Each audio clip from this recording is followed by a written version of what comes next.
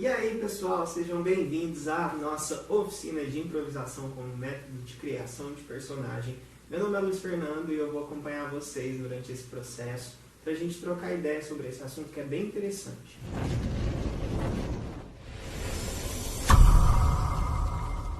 Mas vamos lá. Para começar, eu já falei meu nome e aí eu gostaria de me apresentar, falar um pouquinho sobre mim. Eu faço licenciatura em teatro pela Universidade Federal de Uberlândia. Também sou músico, curso técnico em canto pelo Conservatório também de Uberlândia. E, bom, cria de Uberlândia. E, enfim, pensando na nossa oficina, foram algumas coisas que acabaram gerando assim na minha cabeça assim que eu entrei na faculdade de teatro, Ao longo de algumas vivências, alguns exercícios práticos nos primeiros semestres, eu fui percebendo que eu tinha algumas dificuldades, umas inseguranças, umas inquietações, que acabavam gerando alguns bloqueios criativos por causa de ansiedade, e acabava que isso não me permitia aprofundar nesse consciente, sabe? Porque a gente precisa estar consciente em cena. E aí acabou que essas experimentações práticas, por não estarem muito bem num lugar que eu faça essas ações físicas, que eu entre na cena e aja de uma forma tranquila, consciente das minhas ações, dos meus gestos, do meu jogo, eu fui começando a pensar nesse lugar. E aí, nesse sentido, eu percebi que o que mais me incomodava eram as questões inesperadas, uma coisa que me dava assim, uma dificuldade gigantesca e que eu sentia essa necessidade de investigar, porque o inesperado acaba que ele dialoga diretamente com a natureza da improvisação, Ele conversa com essa questão, porque a improvisação, às vezes, você precisa lidar com pontos, ideias, propostas que vêm ali no meio da cena, ou às vezes acontece alguma coisa que a gente não previa, isso é muito comum, e a gente precisa lidar com essas questões. E aí estar num ambiente em que o inesperado, a improvisação, ela estava muito presente, era uma coisa que para mim era desesperadora, num certo sentido.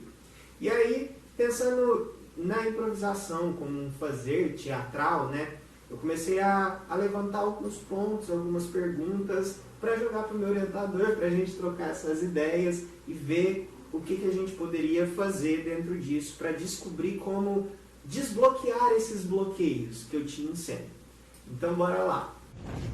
A improvisação foi o primeiro interesse para dar início a essa pesquisa, Aquela foi uma pesquisa de iniciação científica voluntária, e aí eu fiquei pensando, tá, beleza, mas tem a improvisação e ela pode ser utilizada para muita coisa, para quase tudo. Ela pode ser utilizada para montagem de cena, cenário, figurino e etc, etc, etc, etc.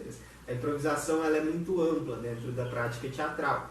E aí eu fiquei tentando pensar numa forma de aproximar ela do trabalho de ator, E de uma forma assim, visível para mim, no momento.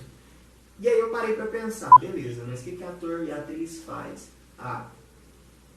Teatro monta personagem. Beleza, então já temos aí um início, a improvisação como método de criação de personagem. Porque aí a gente passa por um funil, A gente seleciona algumas coisas para ter um objetivo um pouco mais centrado no que a gente busca dessa improvisação, Como eu disse, ela pode ser utilizada de várias formas diferentes. Mas beleza, falar sobre improvisação é um tema amplo, como eu disse, Focar no caminho que trabalha, o controle das intenções e ver se a improvisação está a favor do ator, da composição, do personagem ou da cena, que isso acaba que é influenciado, Tudo influencia a gente na cena. Tanto eu, como ator, fornecedor de uma proposta, quanto a pessoa que está ali comigo na cena. E juntos, independente se há texto ou não, a improvisação ela cria a composição de uma dramaturgia. Então, partindo disso, dessas possibilidades de criação e essas ideias meio malucas que foi surgindo na minha cabeça, eu fui pensando sobre esses processos de representar e construir esse personagem. independente da estética do espetáculo, né? Então eu comecei a pensar, né, nessa forma de aprofundamento na criação do personagem através dessa improvisação, tentando trabalhar elementos que me instigassem a gerar questionamento. Então eu pensei, beleza, eu tenho aqui a improvisação, eu quero utilizar a improvisação como criação de personagem, mas como eu posso fazer isso? Como eu observo essa personalidade, esse personagem, ou como eu crio isso através de pontos que vão me dando vontade de fazer alguma coisa, né? Então, desde o início, o intuito dessa pesquisa era criar uma metodologia meio que autoral para a composição de personagens, e que isso fosse definido em etapas, né? Como se fosse um mapa, não sei, um passo a passo de como elaborar esse homo fictus, né? Essa personalidade, essa persona, esse personagem. Mas aí quando a gente começou a pesquisar e ter um contato a mais com essa densidade dessa proposta, a gente decidiu redefinir alguns parâmetros e a gente acabou entendendo que a construção, a elaboração, né, de uma metodologia autoral para poder compreender essa improvisação era meio que algo que já existia.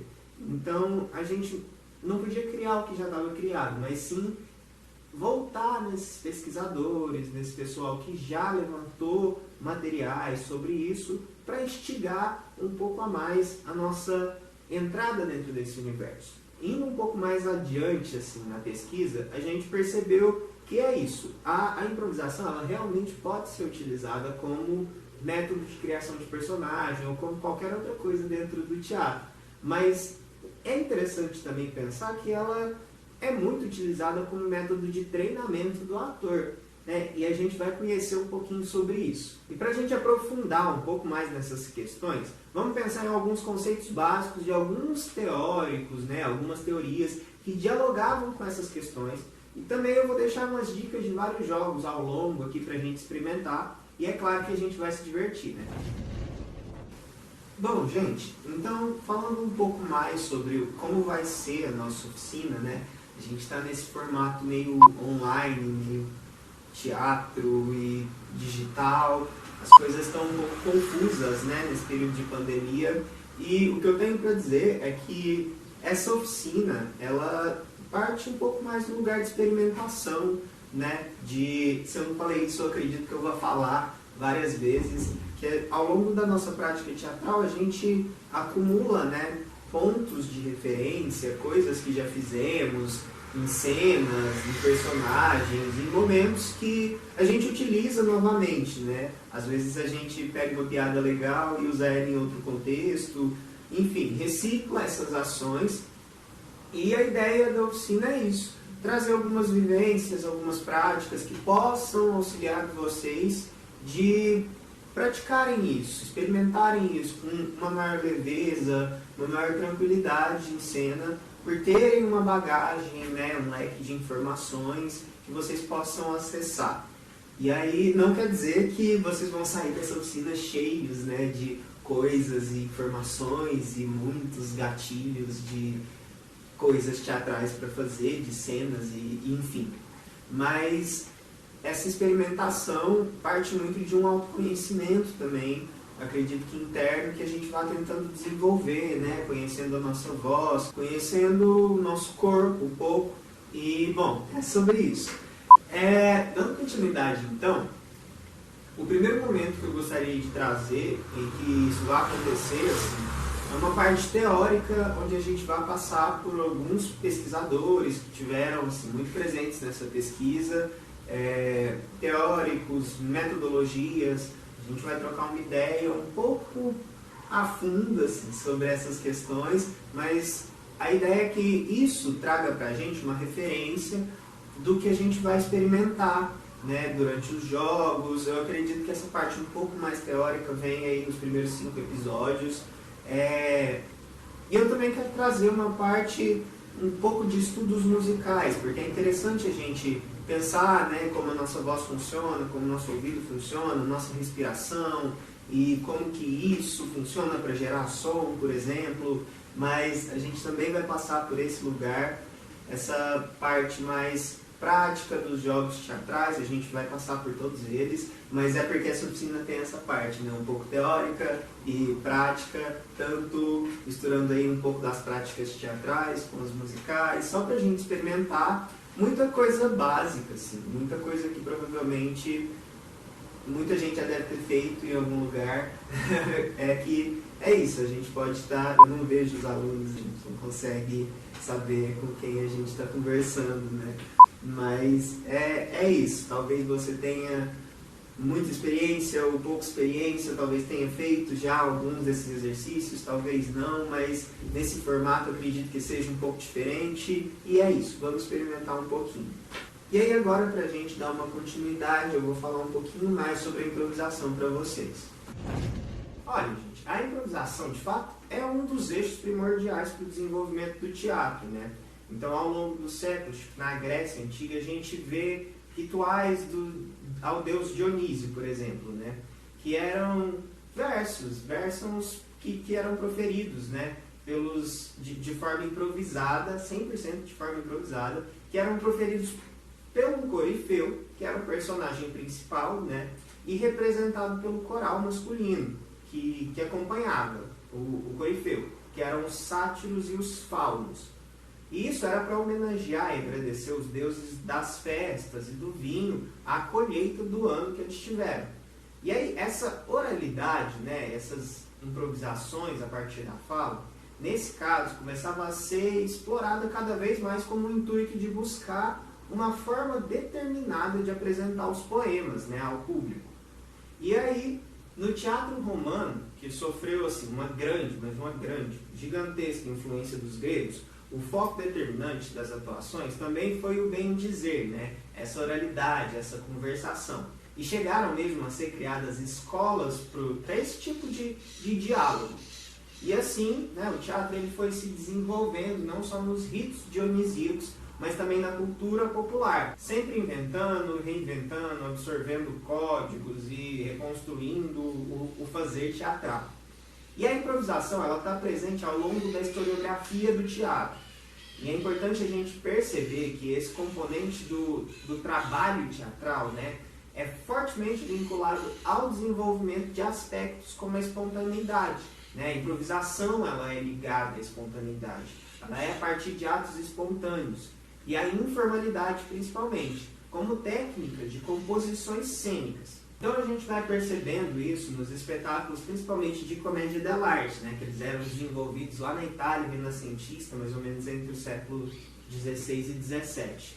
A comédia dell'arte ela foi uma grande, mas uma gigantesca influenciadora no desenvolvimento do teatro. As habilidades técnicas dos artistas, como dos recursos corporais, a recurso de gestos, foram essenciais para esse movimento.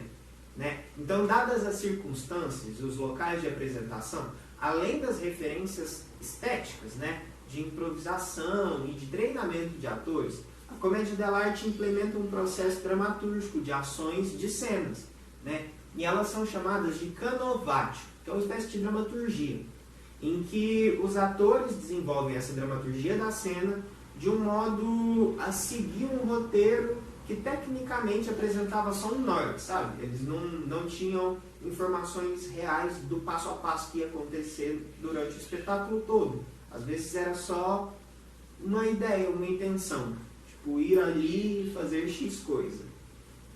E aí esses espaços de improviso, essas possibilidades de criação de jogo, meio que incrementavam, né, a encenação e deixava tudo de uma forma mais leve, vamos por assim dizer. Mas é importante ressaltar que a grande parte, né, das companhias de teatro popular daquela época eram integradas na maioria por membros da mesma família. Mas aí, devido às crises econômicas e sociais que foram atravessando a Itália no início da formação desses coletivos, meio que foram surgindo também artistas com formação erudita. E aí eles começaram a integrar esses grupos, né, repletos de bufões, histriões e jograis com essa aproximação, que utilizava a improvisação, utilizava o risco, fazer ali no momento, a partir de uma intenção, um objetivo de cena. Né?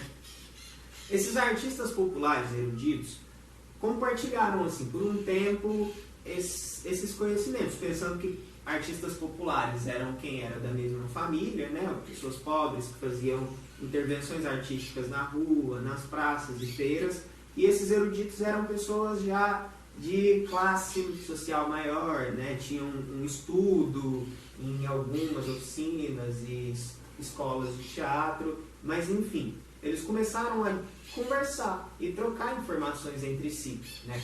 Esses conhecimentos e habilidades, junto com a vivência, experiência técnica e essas diversas coisas que foram, né, surgindo e se diversificando com o tempo.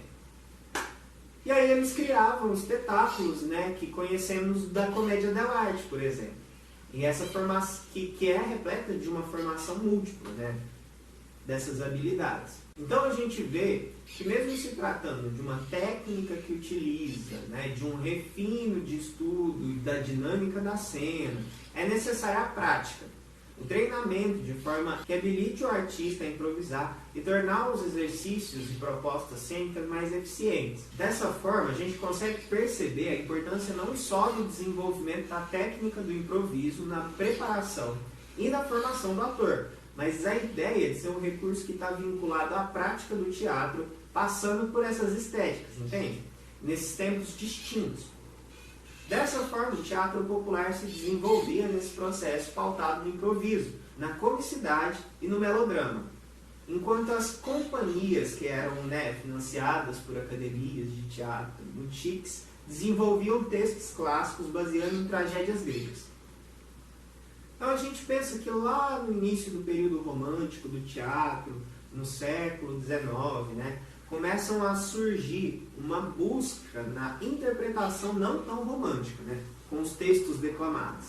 Mas é uma encenação mais realista, mais próxima do possível, da realidade, né? Que isso iria, ao longo do tempo, ser chamado de teatro realista, que é uma nova estética, né, da época, que fez com que os artistas se tornassem cada vez mais observadores e imitadores do que viam ao seu redor. Isso fazia com que eles empregassem novos paradigmas para a criação, né, e modos de interpretação bem diferentes. E as ações e os diálogos começaram a se tornar mais presentes e os métodos visavam meio que o entretenimento, sabe? Era o objetivo deles, divertir a população, brincar com esse psicológico do personagem e das relações que ele tinha com a sociedade. Então aí a gente já começa a perceber também, né, que as improvisações, mesmo que já sendo utilizadas por companhias do grupo do século XVIII e pela comédia dell'arte também, né, como a gente sabe, ela foi um método não só de treinamento do ator, mas foi um impulso criativo para a composição de cenas, né, como eu falei da comédia dell'arte e tal. Mas só no século XX que começa a surgir alguns pensadores que foram um pouco mais a fundo nessa questão da utilização do improviso como criação e treinamento, baseando no autoconhecimento, né, sobre o corpo, sobre si e a partir de práticas improvisacionais. A gente começou a falar sobre algumas questões, né, sobre a improvisação e principalmente na parte mais histórica de como a improvisação ela foi entrando, né, dentro do fazer artístico, principalmente teatral. Mas agora a gente vai para o personagem. E aí, pensando no personagem, é interessante a gente pensar que o personagem para o teatro, enquanto componente, né, de uma estrutura dramatúrgica, ela se apresenta como um elemento fundamental dentro do gênero, da estética teatral. Muitas vezes a gente pensa que a concepção, a representação desses personagens, elas se apresentam de uma forma muito complexa, né? Traz dificuldade para a gente e exige um aprofundamento nesse universo de ficção desse personagem. Mas essas características, né, a história, a relação, a movimentação de todos esses conflitos que acaba que passam ali, né, por esses personagens, por ser um elemento identitário, né, por ser um elemento da identidade desse personagem e do teatro, e ser pautada, né, em diversas discussões sobre o tema, algumas teorias, né, pensamentos foram desdobrados por teóricos do teatro. Então vamos pensar nisso. Um desses artistas, pesquisadores, que acabou que se debruçou, né, de fato dentro desse assunto, tomou a nossa atenção durante essa pesquisa por muito tempo. E aí esse estudioso foi o Konstantin Stanislavski, que ele foi um pedagogo teatral, né, ele sistematizou procedimentos e o método de criação no trabalho do ator. E que foi acabando que com o tempo compreendendo, dividindo, né, em duas fases. A primeira, num momento psicofísico assim, do ator, né, e o outro mais centrado dentro das ações físicas. Esses procedimentos acabam que estimula o desenvolvimento da criação através de elementos que pudessem proporcionar acesso à compreensão do interior e do exterior, sabe, do nosso corpo, de dentro para fora. Mente, espiritual, técnico, essas coisas. E essa inteligência, além de ser possível a gente desenvolver, essa inteligência cênica, né, acaba que gera uma capacidade de criação que, conforme a gente vai desenvolvendo, a gente alcança a organicidade, a naturalidade, a capacidade criativa através da prática. E no sistema dos Stanislavski, ele destaca alguns elementos que auxiliam a chegada do ator no lugar de agente criativo, né? Tem como princípio um desenvolvimento muito pautado na primeira fase da pesquisa que ele desenvolveu, falando sobre imaginação, concentração, o mágico si, a fé e o sentido da verdade, a relação, a adaptação, a liberdade muscular, tempo, ritmo, tudo isso está em cena, está dentro do personagem, a gente precisa entender, precisa ter acesso a essas questões, né, dessa personalidade que a gente vai começar a descobrir ao longo da nossa vida teatral. E aí, sobre como desdobrar, né, alguns desses elementos na prática. O D'Agostin, que foi um outro pesquisador também, ele trouxe uma ideia para a gente que essa investigação parte da concentração que está atrelada ao desenvolvimento da observação e da percepção. Então, observação e percepção são duas coisas que a gente precisa desenvolver. E isso torna a mente flexível, né? Ela acaba que expande e a gente começa a perceber novos lugares de experimentação cênica. Isso acaba que demonstra que o ato de concentrar em um objeto, né, direcionar a sua atenção para esse objeto, para essa coisa, não sei, aumenta a nossa capacidade de perceber e observar mais profundamente essas essências, né, que compõem o hábito que exercita a observação e a percepção. De uma forma que torna isso uma ferramenta consciente, não só do espaço e objetos, mas também em como eu interajo com essas coisas, né? com todas essas informações. Então vamos lá, vamos pensar no seguinte. A imaginação ela é fortemente atrelada à concentração num processo de criação. E juntos, eles podem ser direcionados exclusivamente para o desenvolvimento de uma concepção, né? De uma criação. E isso acaba que direciona o artista para uma ideia de criação cênica, né? Por pensar muito nesse imaginário, acaba ilustrando esse lugar com essa finalidade de criar espaço, tempo, em que essas ações acontecem. Mas acontece que a imaginação ela é definida pelo pensador. Isso é muito importante, porque como as ações elas são possíveis de ocorrer no dia a dia, as situações irreais que a gente vive dentro do teatro, elas desviam o intuito da criação. E aí a gente vai para o mágico si.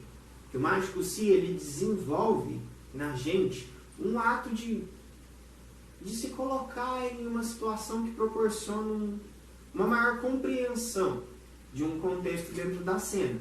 Por exemplo, mas e se eu caísse?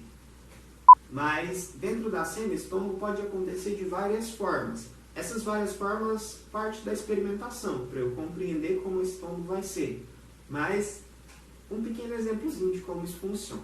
Então, dando continuidade, a gente trabalha, né, dentro dos jogos que geram impulso para o ator, a atriz improvisar, é que entra essa ideia do você faria se, eu não sei, mágico se, uma situação que ela pode acontecer ou não, mas que ela está atrelada ao jogo de cena, né? Ela gera código que gera ação, se acontecesse. E aí a gente parte, né, para a fé e o sentido da verdade. A fé e o sentido da verdade, elas necessitam muito de ferramentas que elas estejam visíveis de forma nítida, sabe? Fluida, corrente. E isso é importante porque essa utilização dessa forma fluida, corrente e nítida, visível dentro da cena, traz um lugar desse elemento que exige a realização da cena, sabe? Como uma vivência normal do nosso dia a dia, como uma coisa que aconteceu ontem, e aí eu me lembro, e isso pode estar na cena ou não, sem que haja imitação, sabe? Do que a dramaturgia, a proposta pede. Mas reviver o que aconteceu ontem comigo, reviver o que aconteceu aqui na cena, reviver o que eu vi no texto, reviver a intenção que eu estou buscando ali naquela improvisação. E reviver isso tão intensamente quanto as últimas vezes. E acaba que no teatro a gente passa por isso, né? A gente apresenta uma peça hoje, amanhã a gente apresenta ela de novo e não é a mesma peça, mesmo sendo a mesma peça. Porque a gente revive aquele lugar de uma forma diferente. A gente passa pelas mesmas questões que o personagem passou de um jeito diferente, um lugar diferente. Então, essa questão de reviver e ter isso como um objetivo dentro da cena, traz essa fé, esse sentido e essa verdade cênica.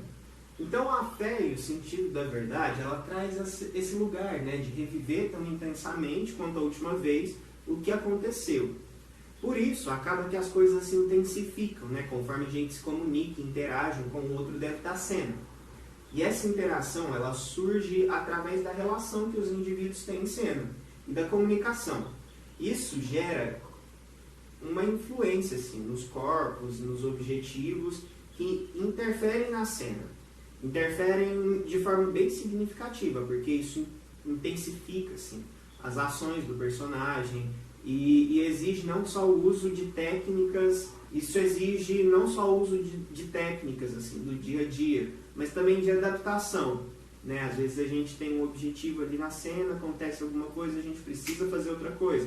Então, a adaptação do artista é importante com as propostas ao longo da atuação. A gente precisa ter essa ideia de mudar. Então, através dessa adaptação, né, do artista com as propostas que estão ali na cena, no jogo, da atuação, a gente consegue desenvolver esses impulsos que eles geram comunicação. Comunicação com o outro, comunicação com o público, comunicação com a cena, com o seu objetivo e principalmente com o seu personagem. Galera, por hoje é só, mas continuem ligados nessa oficina que a gente ainda vai fazer muita coisa bacana, hein?